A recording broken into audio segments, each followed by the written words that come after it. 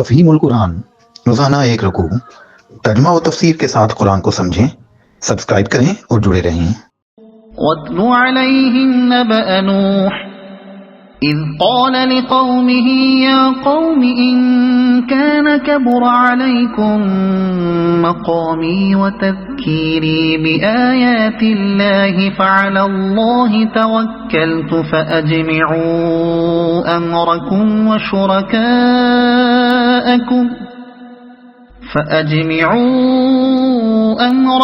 وَشُرَكَاءَكُمْ ثُمَّ لَا يَكُنْ أَمْرُكُمْ عَلَيْكُمْ غُمَّةً ثُمَّ اقْضُوا إِلَيَّ وَلَا تُنظِرُونِ۔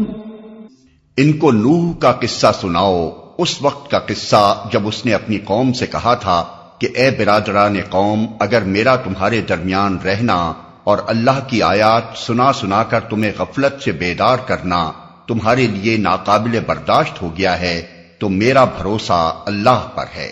تم اپنے ٹھہرائے ہوئے شریکوں کو ساتھ لے کر ایک متفقہ فیصلہ کر لو، اور جو منصوبہ تمہارے پیش نظر ہو اس کو خوب سوچ سمجھ لو تاکہ اس کا کوئی پہلو تمہاری نگاہ سے پوشیدہ نہ رہے۔ پھر میرے خلاف اس کو عمل میں لے آؤ اور مجھے ہرگز مہلت نہ دو۔ ان کو نوح کا قصہ سناؤ۔ یہاں تک تو ان لوگوں کو معقول دلائل اور دل کو لگنے والے نصائح کے ساتھ سمجھایا گیا تھا کہ ان کے عقائد و خیالات اور طریقوں میں غلطی کیا ہے اور وہ کیوں غلط ہے، اور اس کے مقابلے میں صحیح راہ کیا ہے اور وہ کیوں صحیح ہے۔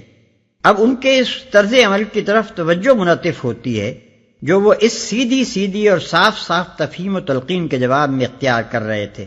10-11 سال سے ان کی روش یہ تھی کہ وہ بجائے اس کے کہ اس معقول تنقید اور صحیح رہنمائی پر غور کر کے اپنی گمراہیوں پر نظر ثانی کرتے، الٹے اس شخص کی جان کے دشمن ہو گئے تھے جو ان باتوں کو اپنی کسی ذاتی غرض کے لیے نہیں بلکہ انہی کے بھلے کے لیے پیش کر رہا تھا۔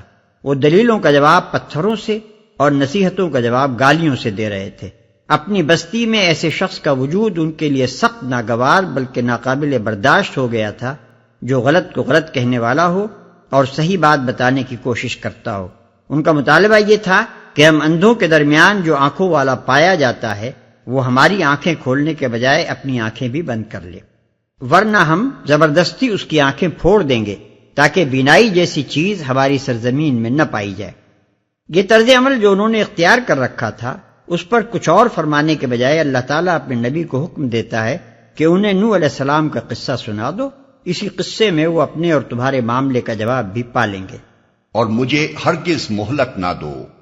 یہ چیلنج تھا کہ میں اپنے کام سے باز نہ آؤں گا، تم میرے خلاف جو کچھ کرنا چاہتے ہو کر گزرو، میرا بھروسہ اللہ پر ہے۔ تقابل کے لیے ملاحظہ ہو سورہ ہود آیت 55۔ فَإِن تَوَلَّيْتُمْ فَمَا سَأَلْتُكُمْ مِنْ أَجْرٍ إِنْ أَجْرِيَ إِلَّا عَلَى اللَّهِ وَأُمِرْتُ أَنْ أَكُونَ مِنَ الْمُسْلِمِينَ فَكَذَّبُوهُ فَنَجَّيْنَاهُ وَمَن مَّعَهُ فِي الْفُلْكِ وَجَعَلْنَاهُمْ خَلَائِفَ وَأَغْرَقْنَا الَّذِينَ كَذَّبُوا بِآيَاتِنَا فَانظُرْ كَيْفَ كَانَ عَاقِبَةُ الْمُنذَرِينَ۔ تم نے میری نصیحت سے منہ موڑا تو میرا کیا نقصان کیا؟ میں تم سے کسی اجر کا طلبگار نہ تھا، میرا اجر تو اللہ کے ذمے ہے، اور مجھے حکم دیا گیا ہے کہ خواہ کوئی مانے یا نہ مانے میں خود مسلم بن کر رہوں۔ انہوں نے اسے جھٹلایا اور نتیجہ یہ ہوا کہ ہم نے اسے اور ان لوگوں کو جو اس کے ساتھ کشتی میں تھے بچا لیا، اور انہی کو زمین میں جانشین بنایا، اور ان سب لوگوں کو غرق کر دیا جنہوں نے ہماری آیات کو جھٹلایا تھا۔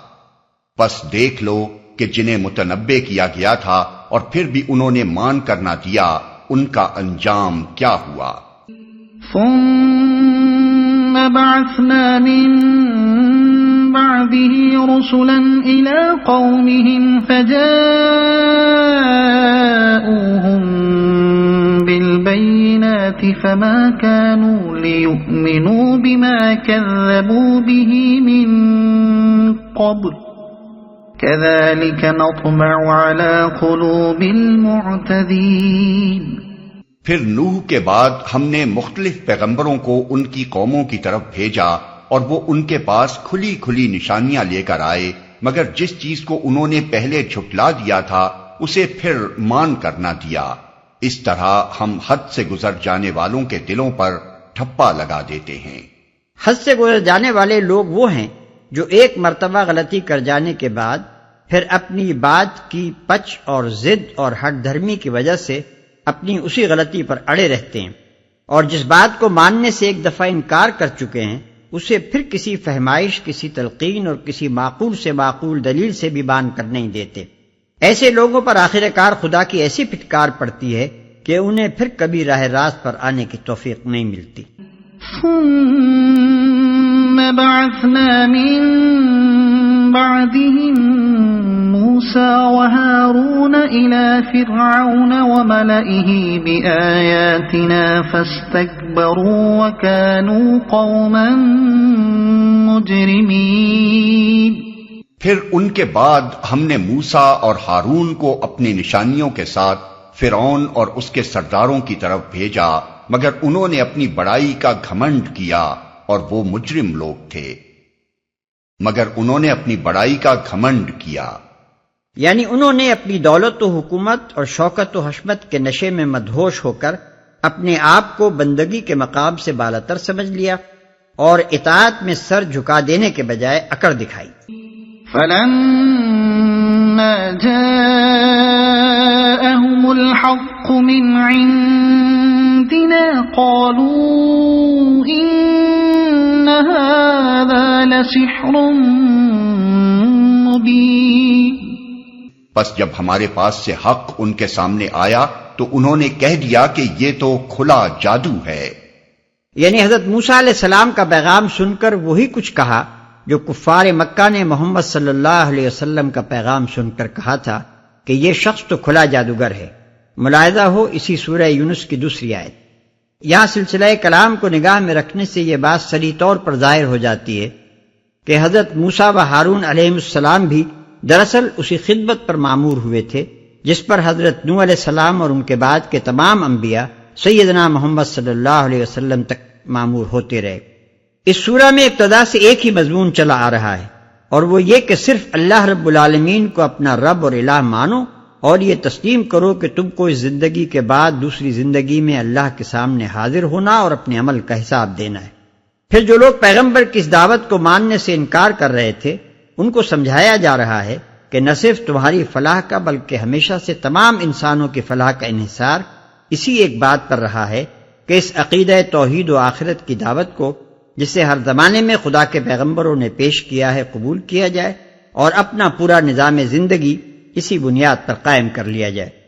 فلاح صرف انہوں نے پائی جنہوں نے یہ کام کیا، اور جس قوم نے بھی اس سے انکار کیا وہ آخر کار تباہ ہو کر رہی۔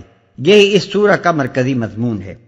اور اس سیاق میں جب تاریخی نظائر کے طور پر دوسرے انبیاء کا ذکر آیا ہے تو لازماً اس کے یہی معنی ہے کہ جو دعوت اس سورہ میں دی گئی ہے وہی ان تمام انبیاء کی دعوت تھی، اور اسی کو لے کر حضرت موسیٰ و ہارون علیہ السلام بھی فرعون اور اس کی قوم کے سرداروں کے پاس گئے تھے۔ اگر واقعہ وہ ہوتا جو بعض لوگوں نے گمان کیا ہے کہ حضرت موسیٰ و ہارون علیہ السلام کا مشن ایک خاص قوم کو دوسری قوم کی غلامی سے رہا کرانا تھا تو اس سیاق و سباق میں اس واقعے کو تاریخی نظیر کے طور پر پیش کرنا بالکل بے جوڑ ہوتا۔ اس میں شک نہیں کہ ان دونوں حضرات کے مشن کا ایک جز یہ بھی تھا کہ بنی اسرائیل یعنی ایک مسلمان قوم کو ایک کافر قوم کے تسلط سے اگر وہ اپنے کفر پر قائم رہے نجات دلائیں، لیکن یہ ایک ضمنی مقصد تھا نہ کہ اصل مقصد بعثت۔ اصل مقصد تو وہی تھا جو قرآن کی روح سے تمام انبیاء کی بعثت کا مقصد رہا ہے، اور سورہ نازعات میں جس کو صاف طور پر بیان بھی کر دیا گیا ہے کہ اذهب الى فرعون انه طغى فقل هل لك الى ان تزكى واهديك الى ربك فتخشى، یعنی فرعون کے پاس جا کیونکہ وہ حد بندگی سے گزر گیا ہے، اور اس سے کہہ کیا تو اس کے لیے تیار ہے کہ سدھر جائے اور میں تجھے تیرے رب کی طرف رہنمائی کروں تو اس سے ڈرے۔ مگر چونکہ فرعون اور اس کے اعیان سلطنت نے اس دعوت کو قبول نہیں کیا اور آخر کار حضرت موسیٰ علیہ السلام کو یہی کرنا پڑا کہ اپنی مسلمان قوم کو اس کے تسلط سے نکال لے جائیں، اس لیے ان کے مشن کا یہی جز تاریخ میں نمایاں ہو گیا اور قرآن میں بھی اس کو ویسا ہی نمایاں کر کے پیش کیا گیا جیسا کہ وہ تاریخ میں فی الواقع ہے۔ جو شخص قرآن کی تفصیلات کو اس کے کلیات سے جدا کر کے دیکھنے کی غلطی نہ کرتا ہو بلکہ انہیں کلیات کے تابع کر کے ہی دیکھتا اور سمجھتا ہو، وہ کبھی اس غلط فہمی میں نہیں پڑ سکتا کہ ایک قوم کی رہائی کسی نبی کی بعثت کا اصل مقصد اور دین حق کی دعوت محض اس کا ایک ضمنی مقصد ہو سکتی ہے۔ مزید تشریح کے لیے ملاحظہ ہو سورہ طٰہٰ آیات 44 تا 52، الزخرف آیات 46 تا 56، المزمل 5 تا 16۔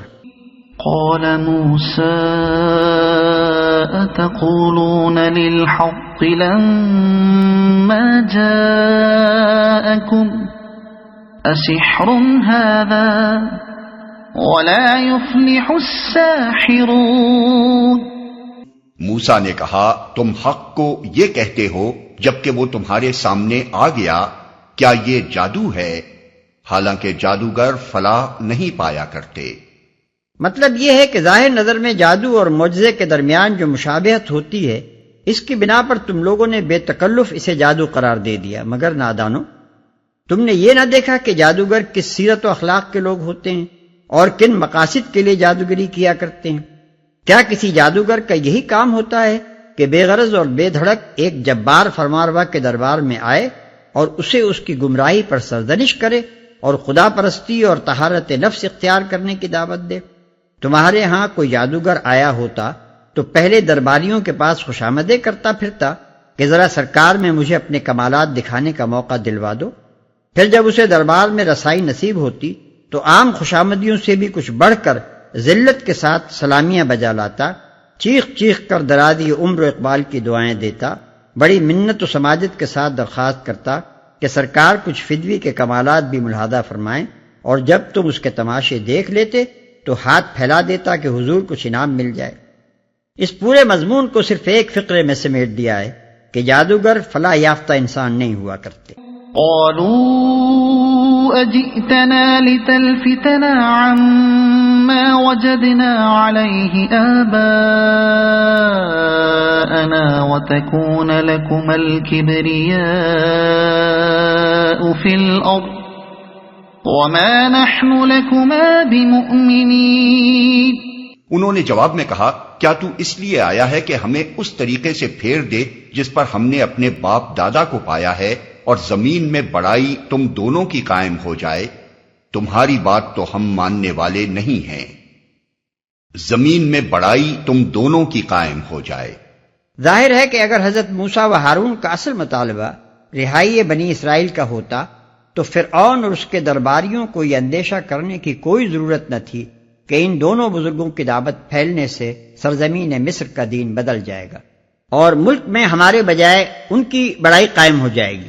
ان کے اس اندیشے کی وجہ تو یہی تھی کہ حضرت موسیٰ علیہ السلام اہل مصر کو بندگی حق کی طرف دعوت دے رہے تھے اور اس سے وہ مشرکانہ نظام خطرے میں تھا جس پر فرعون کی بادشاہی اور اس کے سرداروں کی سرداری اور مذہبی پیشواؤں کی پیشوائی قائم تھی۔ وقال فرعون ائتوني بكل ساحر عليم فلما جاء السحرة قال لهم موسى ألقوا ما أنتم ملقون۔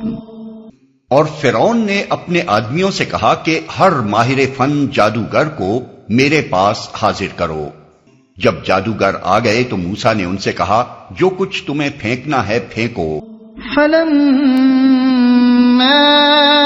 ألقوا قال موسى ما جئتم به السحر إن الله سيبطله إن الله لا يصلح عمل المفسدين ويحق الله الحق بكلماته ولو كره المجرمون۔ پھر جب انہوں نے اپنے انچر پھینک دیے تو موسیٰ نے کہا یہ جو کچھ تم نے پھینکا ہے یہ جادو ہے، اللہ ابھی اسے باطل کیے دیتا ہے، مفسدوں کے کام کو اللہ سدھرنے نہیں دیتا، اور اللہ اپنے فرمانوں سے حق کو حق کر دکھاتا ہے، خواہ مجرموں کو وہ کتنا ہی ناگوار ہو۔ یہ جو کچھ تم نے پھینکا ہے یہ جادو ہے، یعنی جادو وہ نہ تھا جو میں نے دکھایا تھا، جادو یہ ہے جو تم دکھا رہے ہو۔ اگر آپ کو یہ ویڈیو پسند آئی ہو تو اسے لائک کریں، دوسروں تک پہنچانے کے لیے شیئر کریں، اور مزید ایسی ہی معلوماتی ویڈیوز کے لیے ہمارے چینل عبد المالک ہاشمی کو سبسکرائب ضرور کریں۔ نئی اپڈیٹس کے لیے بیل آئیکن دبائیں تاکہ آپ کو ہماری ہر نئی ویڈیو بر وقت مل سکے۔ آپ کی حوصلہ افزائی ہمیں مزید بہترین مواد بنانے میں مدد دے گی۔ شکریہ۔